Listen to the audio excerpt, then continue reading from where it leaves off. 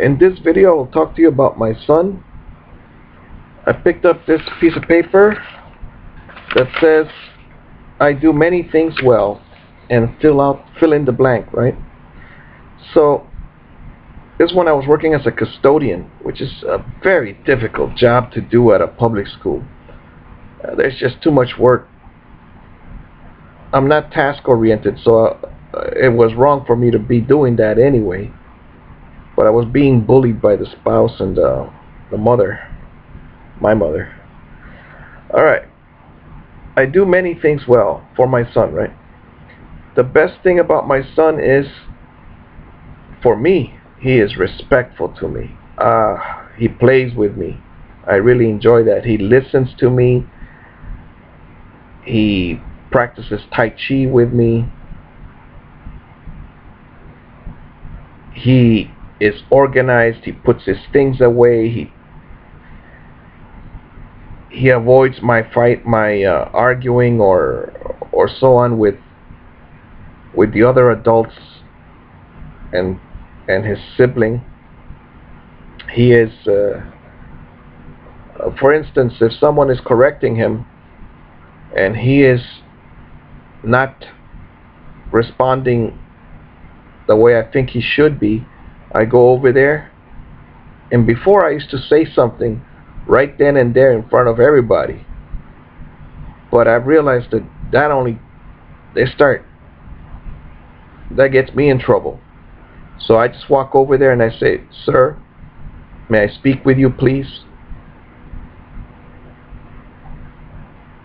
And then he comes to the garage, and then I talk to him. And then instantly, basically, I ask him if he loves me. Do you love me? It's a simple question, but I mean, do you love me? Then I don't want to hear you arguing with your sister, your mother, your grandmother. Please go do what they ask you to do, and then come back here and stay with me so that they don't bother you anymore. Because sometimes they ask him to take a shower. They ask him twice or three times. Then a TV show went by, and so then I'm very good though. As soon as I hear anything that they're talking to him, I'm over there. I'm like, boom, right next to him. And I say, "Sir, would you like a pig?" If he's really having a hard time, I say, "Would you like a piggyback? I need to speak with you." And so that's what he does. Uh, the best thing about my son is that he listens to me and he loves me. His best school subject is probably math. He works very hard to, well, he's very excited, he's very passionate about learning. For instance, he wants to be in electronics, he wants to build robots. So I have the fan over there, the one that my mother paid a gentleman, my friend, to take down the fan from the living room and put in the new one. So I grabbed the old one and put it here in the garage, and my son can just see what's inside it. Just take it apart. That's the only thing he has to do. Whenever he gets around to it. So don't trip over it. When he is home, what does he do? He plays with the dog, running in the backyard. He does read books. He also makes his own food. He grabs his own yogurt from the fridge, and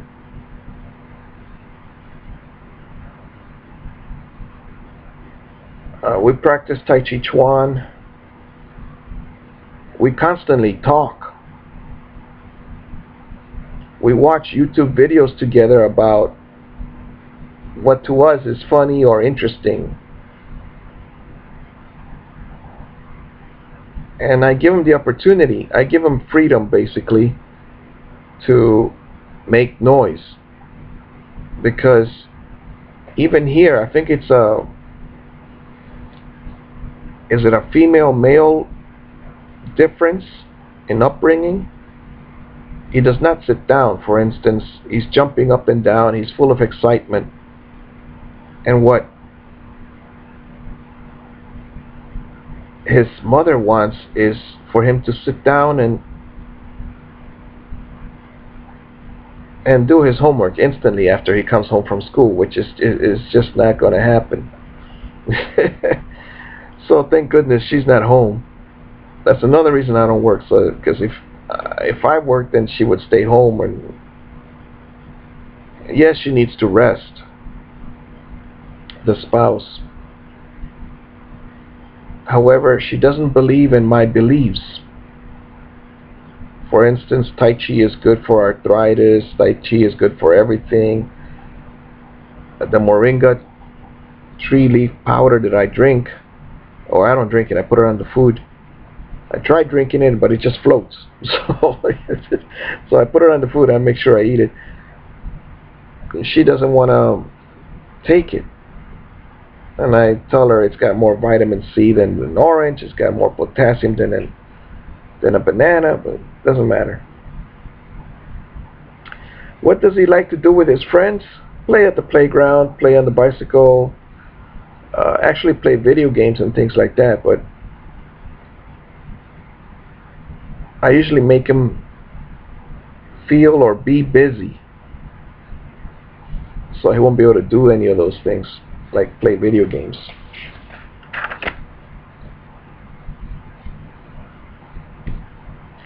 Alright, what do I expect for my son when he's in 6th grade?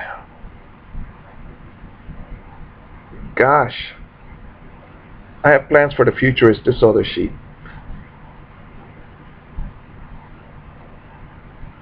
6th grade. And then when I'm in high school, I would like to, when I'm 25, I hope I will be, when I grow up, I would really like to, well, the first thing I would like him to be is an excellent dad. Better than I am. And for that is easy, just to have a little job. I already told him that the best job I think there is, if you're first starting out, is working in the cafeteria. Because by 2 o'clock you're home. And you could take some food home, maybe, God willing, and feed your girlfriend and your children. And at the same time, you could go to school or to work at the public school in a little bicycle or in a bicycle. You don't have to go buy a car yet. I mean, you could save for it. So those are the tips I give him. Actually, I want him to quit high school, because I see it as, when I was a substitute, it's just a place to go find a girlfriend. So I want him to go find a girlfriend, go to high school for a month, find a girlfriend, or not even a month, 10 days, find a girlfriend, make 10 friends, drop out, get your GED, marry her, divorce her in 30 days, so that there won't be any problems. Make sure they don't live together, but she can come visit every day, and you can go pick her up every day. If she comes to visit, you know what's going to happen. We have dinner, we listen to romantic music, we go ride our bicycles at the park.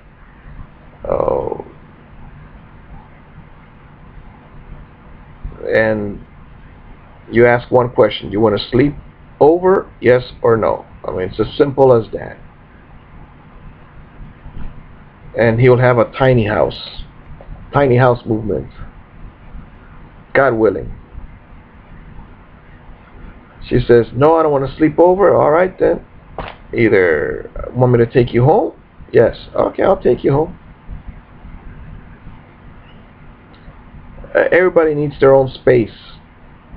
And as much as I'm a person that loves having other people around, I like having them around as long as they're not watching pornographic novellas, or they're really not pornographic, but they're soft porn, or the way I look at it. I mean, the women, they're built so much that I cannot watch them. They bother me. They wouldn't bother me if I had 10 girlfriends, because this way one of them would always be available. But since at this moment that's not what I have, then I don't want any novellas around. And that's why I stay in the garage, so I don't have to see any novellas. I don't have to see TV shows where they change the image every 2 seconds. Those TV shows get me dizzy. And I don't have to see TV shows that the kids would like to watch, where they make fun of the dads and their life is the media. Their life is ugly, as far as I see it.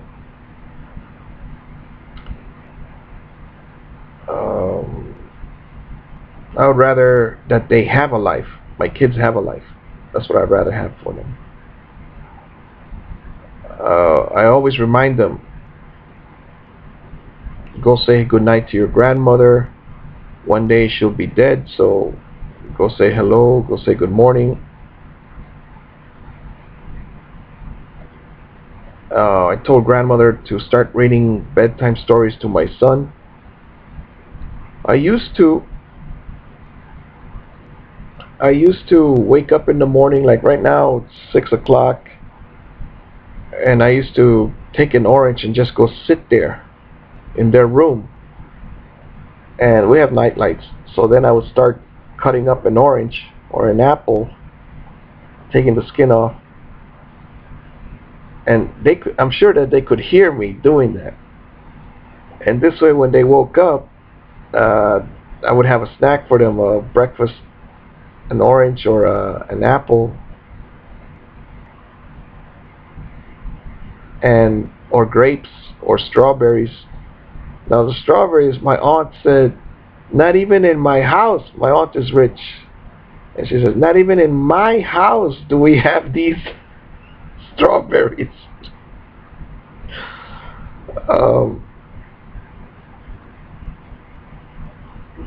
When you live with other people, you tend to pick up things that they like to do. And my aunt used to get up at midnight and make me a sandwich. And then we'd talk for a while. And we'd be laughing. And now with my mother, the same thing. She gets up at midnight, she's using the computer, I'm using the computer, then eventually I go over there, we start watching a movie together, or usually I serve her something to eat from the fridge. I mean, if you don't have a job, you do have a life, you do have other things to do. And then of course I can only imagine the spouse, because she likes to keep her door cracked open, and I'm sure she can hear all of us, with a ding of the microwave and all of those noises that we make. Going to the bathroom, sometimes we used to make a line, 3 of us.